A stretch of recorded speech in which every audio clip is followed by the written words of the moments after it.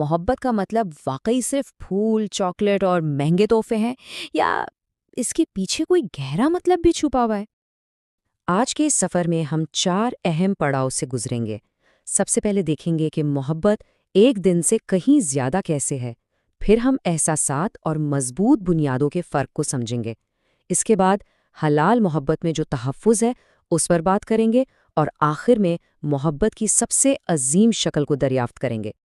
تو آئیے اپنے پہلے نقطے سے شروع کرتے ہیں، یعنی ایک دن کا جشن مقابلہ ایک دائمی حالت۔ یہ منظر تو ہم سب کے لیے بہت جانا پہچانا ہے۔ سال کا ایک خاص دن جب محبت کا اظہار بڑے تجارتی انداز میں کیا جاتا ہے، ہر طرف سرخ رنگ اور دل بنے نظر آتے ہیں۔ لیکن سوال یہ ہے کہ کیا محبت صرف اسی ایک دن تک محدود ہے؟ اس کے بالکل برعکس، اسلامی تعلیمات محبت کو کسی تاریخ یا دن میں قید نہیں کرتی۔ یہ ایک ایسا تصور پیش کرتی ہیں جو وقت کی قید سے بالکل آزاد ہے، جو ہر لمحہ موجود رہتا ہے اور زندگی کے ہر پہلو کو خوبصورت بناتا ہے۔ اب آتے ہیں اس بحث کے سب سے اہم حصے پر، احساسات بمقابلہ بنیادیں۔ آئیے دیکھتے ہیں کہ ان میں بنیادی فرق کیا ہے۔ دیکھیں، اسلام میں سچی محبت صرف دل کی بے چینی یا دیر رات کی باتیں نہیں ہیں، بلکہ یہ ذمہ داری کا نام ہے، عزت کا، حفاظت کا اور ایک پختہ عہد کا۔ یہی وہ ستون ہیں جو ایک رشتے کو اصل میں مضبوطی سے تھامے رکھتے ہیں۔ تو یہاں 2 بالکل مختلف تصورات ہمارے سامنے آتے ہیں۔ ایک طرف ایک ایسی ثقافت ہے جو لمحاتی احساسات پر توجہ دیتی ہے، جو آتے جاتے رہتے ہیں، جبکہ دوسری طرف اسلام ایک درخت کی طرح مضبوط اور گہری بنیادوں پر زور دیتا ہے۔ آج کل کی ثقافت میں اکثر یہ توقع کی جاتی ہے کہ محبت کا ثبوت بڑے بڑے جذباتی مظاہروں سے دیا جائے۔ مطلب یہ کہ محبت کا اظہار الفاظ، تحفوں اور دکھاوے کے ذریعے ہونا چاہیے۔ اس کے برعکس، اسلام ایک بالکل مختلف معیار دیتا ہے۔ یہاں محبت کا ثبوت جذباتی نمائش سے نہیں، بلکہ احترام اور پختہ عہد سے دیا جاتا ہے، اور یہ ایک ایسا ثبوت ہے جو وقت کے ساتھ مدھم نہیں پڑتا۔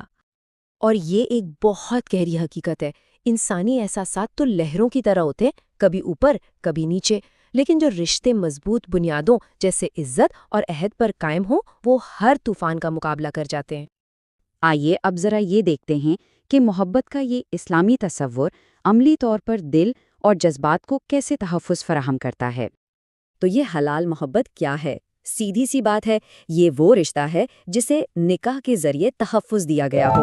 یہ ایک ایسا دائرہ ہے جہاں جذبات محفوظ ہوتے ہیں اور نیتیں پاکیزہ ہوتی ہیں، اور سب سے بڑھ کر اس رشتے میں اللہ کی طرف سے برکت شامل ہوتی ہے، جو اسے مزید مضبوط اور پرسکون بناتی ہے۔ اور اس نقطۂ نظر کا سب سے بڑا نتیجہ ہے ذہنی اور قلبی سکون۔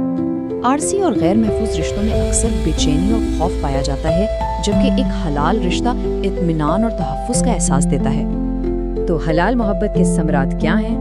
یہ بے چینی کے بجائے سکون لاتی ہے، گناہ کے احساس کے بجائے برکت دیتی ہے، اور چھوڑ دیے جانے کے خوف کے بجائے ایک مضبوط استحکام فراہم کرتی ہے۔ اور اب ہم اپنے آخری اور سب سے اہم حصے کی طرف بڑھ رہے ہیں، جو محبت کے پورے تصور کو ایک نئی ہی بلندی پر لے جاتا ہے۔ یہ ایک چونکا دینے والا جملہ ہے۔ اگر سب سے عظیم محبت 2 انسانوں کے درمیان نہیں، تو پھر وہ کیا ہے؟ یہی سوال ہمیں ایک بہت گہری حقیقت کی طرف لے جاتا ہے۔ اور جواب یہ ہے، محبت کی سب سے اعلیٰ، سب سے پاکیزہ اور سب سے طاقتور شکل وہ ہے جو ایک بندے کو اپنے رب سے ہوتی ہے۔ یہی وہ محبت ہے جو ہر دوسری محبت کی اصل بنیاد بنتی ہے۔ جب دل اللہ کی محبت سے بھر جاتا ہے تو انسان کی معیار خود بخود بدل جاتے ہیں۔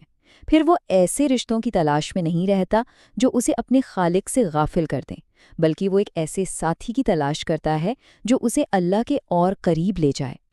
تو آخر میں پیغام صرف ایک موسم تک چلنے والی محبت کی تلاش کا نہیں ہے، بلکہ ایک ایسی محبت کو پانے کا ہے جس کا مقصد ابدی ہو، ایک ایسا ساتھ جو اس دنیا میں بھی سکون دے اور آخرت میں بھی کامیابی کا ذریعہ بنے۔